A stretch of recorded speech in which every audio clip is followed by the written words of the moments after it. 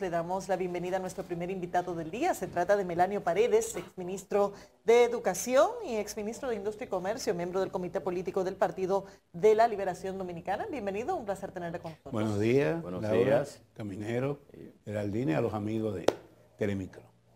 Bueno, lo que queremos saber ahora, ayer fue el lunes, hoy es miércoles. El lunes pasado se celebró la reunión del comité político para delinear ya lo que va a devenir a partir del próximo año, que se inicia, y hay unas elecciones internas también para escoger Para este fin de semana. Para este fin de semana.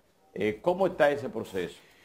Y es bueno consignar que se decía que el PLD estaba adelantándose, violentando la ley electoral y demás. Sin embargo, ya hay calendario electoral.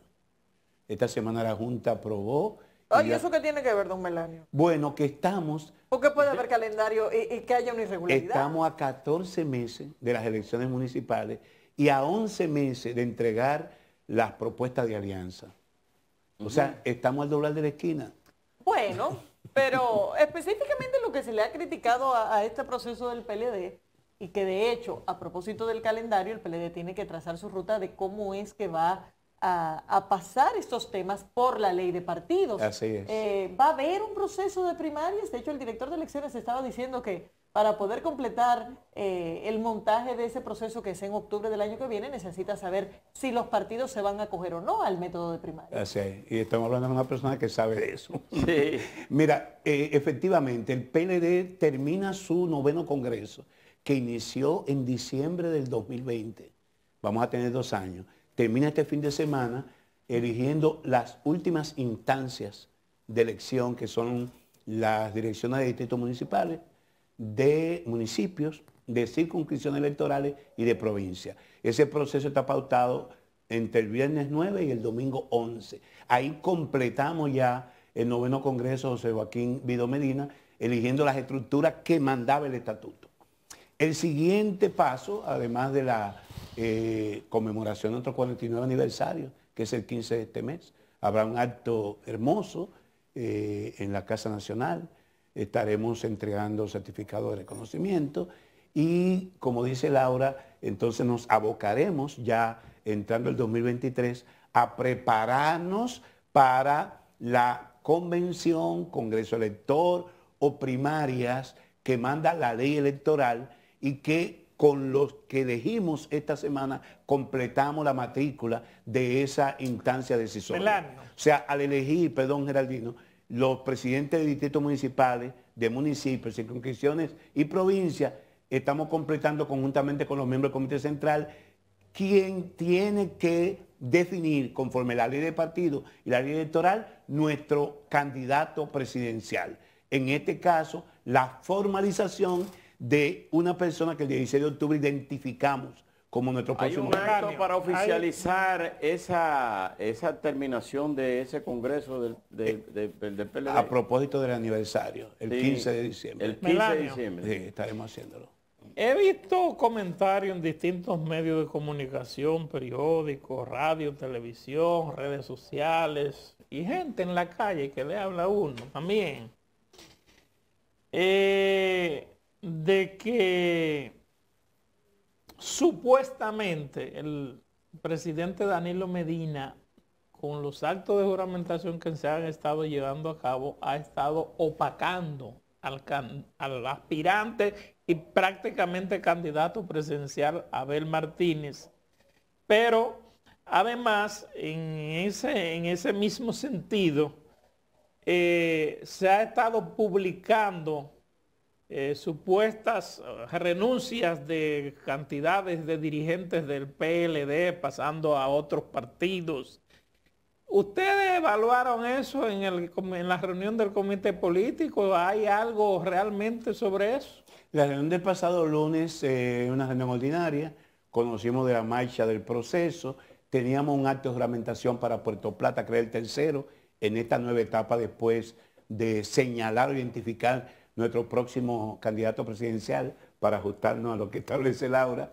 Tenemos identificado ese candidato que formalizaremos conforme la ley en el 2023. El acto de Puerto Plata lo suspendimos para dar paso a la elección de las instancias que señalé anteriormente, y por la muerte de Amable Aristi en el caso de la Altagracia no habrá elecciones de esos niveles ese día, pero en todo el resto del país estaremos realizando esas elecciones. Y naturalmente allí vimos los temas de la agenda nacional. Con respecto a las famosas cartitas de renuncia, yo he señalado que compilar cartitas de renuncia no tiene sentido. Cartitas. Sí, porque hay gente que la está compilando en diarios, en periódicos. Exacto. Entonces yo digo, bueno, pueden ser 20, pueden ser 50, pueden ser 100. Sin embargo, el Partido de Liberación Dominicana ha estado en cada acto de juramentación, juramentando miles de nuevos miembros. Para esta fecha hemos logrado alcanzar cerca de 500,000 de nuevos miembros. Y lo más importante, entre esos nuevos miembros, el 56% tienen edades que oscilan entre 18 y 35 años, lo cual será determinante en los procesos electorales del 2024. No es preocupante, Melanio, el hecho de que en Santiago, por ejemplo, renuncia un hermano de Francisco Domínguez Brito, alto dirigente del PLD. Un gran hombre, pero no un político, sí. un hombre de la cultura, sí. Después, un hombre de esos ámbitos. Y después de eso, el ex senador, ex presidente de la Cámara de Diputados, y que es ese sí es uno de los pilares del PLD en Santiago, que renuncia y se lleva un paquetón de gente ahora que juramentó. Innegablemente que la salida de Valentín duele. Un gran amigo, un gran dirigente, tomó su decisión. Veremos el curso de los acontecimientos. Efectivamente, ya no con el liderazgo que tuvo antes, porque precisamente, al parecer, el triunfo de Abel Martínez fue un detonante para esa salida. Sin embargo, este fin de semana, el secretario general itinerante, como él mismo se ha definido, estuvo en Tamboril y estuvo en Alto de Yaque, que eran dos demarcaciones importantes. En el caso de Tamboril, el alcalde de allí, que ha despuntado ahora como un halcón del gobierno, conquistando y cooptando alcaldes, no solamente del PLD, sino de la oposición, del PRD y de la misma Fuerza del Pueblo, era uno de nuestros principales activos en la municipalidad. Y en el caso de Alto de Yaque, allí había un alcalde, un director con mucho arraigo. Sin embargo, las asambleas que hicimos este fin de semana fueron multitudinarias. O sea, se demostró que sí se fue una parte, pero que lo fundamental del PLD se mantiene. Y esta semana habrá elecciones en Santiago, y aprovecho para anunciarlo, por primera vez vamos a elegir 3 presidentes de circunscripciones. En el caso de Santiago hay 3 circunscripciones electorales, que son digamos, divisiones no definidas por nosotros, sino por la Junta Central Electoral, por aquello de la organización de las candidaturas legislativas, sobre todo de diputados. Vamos a elegir 16 presidentes de distritos municipales, vamos a elegir 3 presidentes de circunscripciones, vamos a elegir un presidente municipal y posteriormente un presidente provincial. ¿Qué significa eso? Que el PLD innegablemente es la organización política con más arraigo en el territorio a nivel de la República Dominicana y que mantiene su fortaleza a pesar de la compilación de las cartitas de renuncia. Cuando usted entró aquí, dijo lo siguiente: yo puedo presentar este periódico que es competencia de Percio Maldonado. ¿Qué usted trae? ¿Qué tema trae usted que trae un periódico como La Jara Burgos? Aquí están las pruebas. Aprovechamos para saludar al buen amigo Percio Maldonado. Está en su día libre. Muy bien. Yo, cuando uno, y creo que ustedes lo hacen a diario con sus comentarios, porque la prensa escrita da el pálpito por donde anda el país. Entonces, cuando yo esta mañana temprano antes de venir para acá, veía el periódico Diario Libre y veo los titulares que trae ese periódico. Abinader llevará el tema haitiano a cumbre del SICA. Abinader inaugura el hotel de su primer Picasso. Sí. Y en la contraportada el comentario de... 2 hoteles en Miches. Se hunden los expedientes marítimos. Entonces, cuando uno ve... Pero ¿y qué tiene que ver esos temas del Diario Libre con...? Sencillo, que este gobierno se reafirma como un gobierno de bulto y entretenimiento. Yo le pregunto a ustedes, ¿qué sentido tiene llevar el tema de la migración haitiana a la cumbre del SICA? Y diría en cualquier calle un dominicano, los países del SICA son parte del problema, no de la solución. Son países del tráfico o el tránsito de la migración, como lo han sido del narcotráfico, de las drogas. Entonces, no es ahí que se va a solucionar el problema de la migración haitiana. Como anunció este gobierno en ocasión de la visita a Washington y la entrevista de Abinader con Kamala Harris, que llevaban el tema de la migración haitiana, porque la solución haitiana, que nosotros coincidimos, no puede ser dominicana. Bueno, ciertamente no hay que esperar muchas cosas sin embargo, del SICA con este tema, sí, pero es un tema importante el que usted plantea. ¿Cuáles deberían ser los pasos adicionales que desde el PLD se entiende que debería estar dando el gobierno con el tema haitiano y que no esté dando? Ir e insistir en la solución de ese problema en aquellos países y potencias que han creado el problema. Un país que estuvo pagando a Francia un peaje por la supuesta indemnización de los colonos franceses en el siglo XIX. 150 millones de francos. Los problemas de que mucha migración haitiana con vocación a irse a Canadá, a Estados Unidos o al propio Francia, son devueltos, son retornados a ese país y se le ponen impedimentos y quieren que República Dominicana se convierta en campo de refugiados. Es ahí donde hay que insistir, en unas Naciones Unidas que aborde el tema, lo pone en agenda, pero no evacúa ninguna solución. Pero el gobierno ha estado muy activo en esos temas. Ha estado activo con retórica, con bulto, pero ninguna acción concreta que obligue. Por ejemplo, hemos visto ahora cómo la propia Embajada de los Estados Unidos hace un comunicado, el gobierno responde con aparente hidalguía, rechazando las imputaciones, pero viene inmediatamente una general de 5 estrellas y todo parece volver al nivel de las aguas. ¿Por qué? Porque en definitiva este gobierno no tiene los suficientes pantalones ni el coraje para enfrentar una situación que se le ha estado pidiendo. En el caso de... Y se ha detenido las deportaciones. Entonces, hay una situación real. Pero lo del muro. En ese mismo periódico lo del muro. De ¿El muro ha resuelto el problema de la porosidad de esa frontera? No. Las denuncias que se hacen en el listín diario. El muro no está hecho. El muro no está hecho. Bueno, pero se habló como la panacea.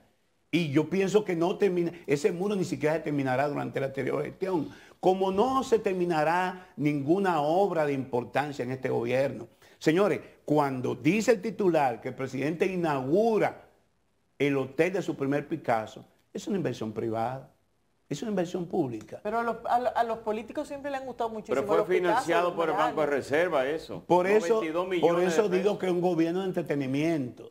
Toda la semana vemos al ministro de Turismo anunciando récords de llegada de turistas al país. Y qué bien. Y no es así. Pero encontrar un avión a 33.000 pies de altura, porque quien planteó la meta, los 10 millones de turistas, fue el expresidente Danilo Medina. Don Melanio, pero encontraron ese avión guardado en un hangar porque estábamos en plena pandemia con todo cerrado. Sí, pero la infraestructura estaba ahí, querida Laura, la infraestructura estaba ahí y tan pronto pudimos salir de la pandemia, la población mundial se destapó y comenzó a salir de nuevo porque estuvo confinado y ningún ser humano se siente bien. Pero Melanio, la semana pasada que la ex vicepresidenta Margarita Cedeño iba a hablar al país y que iba a hablar que no era nada malo, no sé, algo así, como una expresión más o menos así.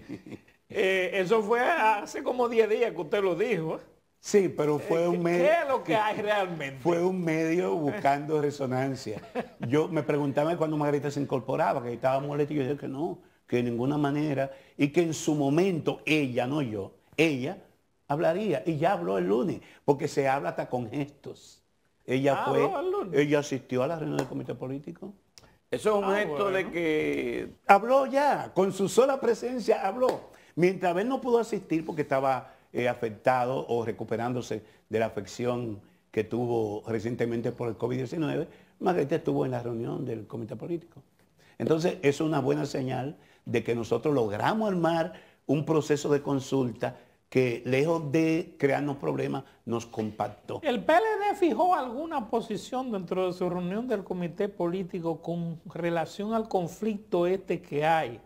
Según el Colegio Médico Dominicano, ya para enero, en caso de darse, estarán todas las ARS fuera del sistema social y tendremos más de 3 millones de dominicanos sin seguro. Entonces, ¿qué salida ustedes le ven a eso? Que ellos no aceptarán, no es que salen del sistema, sino que ellos no aceptarán. Que no exactamente invalidarán eso. Entonces, es una situación sumamente difícil para los trabajadores dominicanos. Ese es un tema delicado, no lo hemos abordado como tal en el comité político. Entiendo que las secretarías que tienen que ver con ese tema, una que trabaja con el tema laboral y la que tiene que ver con el tema salud y seguridad social, tendrá que emitir y orientar una posición del partido. Sin embargo, es grave, porque se decía que en esta semana, cuando se dejan de utilizar los servicios, la ARS, lejos de perjudicarse, se benefician, porque se economizan un caudal de dinero al no tener que brindar esos servicios y se sigue cobrando. Porque recuérdense que no solamente paga el empleado, el trabajador, paga el empleador. Y eso de la tesorería son como los impuestos. O sea, lo más seguro que hay después de la muerte son los impuestos. Lo mismo pasa con el dinero que se aporta a la tesorería de la seguridad social. Yo entiendo que eso es un tema serio que tendrá que abordarse en todas las instancias. Hay que ver rápidamente qué tipo de modificación se le puede hacer a la ley 8701. Hay que ver realmente el estatus de estas instancias de la seguridad social. Tenemos que ver qué ha pasado con el modelo chileno, porque lo cierto es que por el derrotero que vamos, no hay buenos augurios sobre el futuro de la seguridad social en República Dominicana. En el caso de la educación, a meses de la juramentación del nuevo ministro de Educación, Ángel Hernández, ¿cuál es la valoración que tiene usted como exministro y además como un profesor consagrado? Es preocupante porque para un tercer año de gobierno del presidente Abinader, lo que parecía que funcionaba, aún con sus déficits, sus problemas, no apunta a nada que uno entienda cierto, con algún nivel de ir resolviendo los problemas. Recién ayer oí que se estaban resolviendo los problemas una cantidad de técnicos que seguían cobrando sin trabajar, porque se le nombraron en la gestión de Fulcar, le nombraron directores regionales de distrito y ellos no fueron ni jubilados, aún siendo docentes que tienen ese derecho, ni fueron asignados o reasignados a otras funciones. Esta semana se reunió el Consejo General del Pacto Educativo. Es, digamos, la única lucecita al final del túnel, porque ese pacto se lo creó por decreto del presidente Medina en abril del 14, con un horizonte de 16 años, con los fines de monitorear el impacto de la inversión del 4% y que el pacto pudiera asegurarse que las políticas de gobierno tuvieran continuidad en el tiempo, convirtiéndose en política de Estado. Ese pacto vio una presentación que hizo un viceministro del Ministerio de Planificación y Economía para un sistema de monitoreo y evaluación del pacto. Estamos a mitad de recorrido de los 18 años, de los 16 años ya estamos en el 8º año del pacto y ojalá que a partir de esos esfuerzos podamos relanzar la educación dominicana para no solo ubicarnos en lo fundamental que es el aprendizaje de los niños y niñas en las aulas, sino que podamos salir del piso en que no hemos encontrado en materia del desempeño de nuestros alumnos Usted que ha en las estado escuelas siempre públicas. en el área de educación, ¿qué informes tienen ustedes actualmente sobre dentro del sistema de educación con respecto al tema de la tanda extendida de educación, el alimento escolar, los textos escolares, las pruebas PISA? ¿Cómo vamos nosotros en este momento con esas situaciones? Muy mal, muy mal. Recién hace un par de semanas se hablaba de la reactivación de la jornada extendida, que fue sin lugar a duda una de las iniciativas más positivas de la gestión anterior, en razón de que con ello se aseguraba un mayor tiempo de los alumnos en las escuelas. Con esto lo libramos de todos los peligros de estar en la calle, se aseguraba que no hubiera deserción. Con la pandemia se habla de una deserción de más de 200,000 niños y niñas, y yo no creo que eso se haya recuperado. Recuérdate que comenzamos el año con problemas de nombramiento de docentes y con déficit de cobertura. Nada de eso Sí, se ha pero el resuelto. gobierno alegó que ustedes dejaron un paquete de escuelas sin concluir. No, hay una cantidad de escuelas lamentable que se le entregó contrato e incluso recursos a los contratistas y que por diversas razones, litis, etcétera, no se le habían dado continuidad. Pero el gran grueso de las casi 28,000 aulas que se construyeron durante la gestión del presidente Medina están ahí. Y si no se hubiesen hecho, hoy la crisis fuera mucho mayor.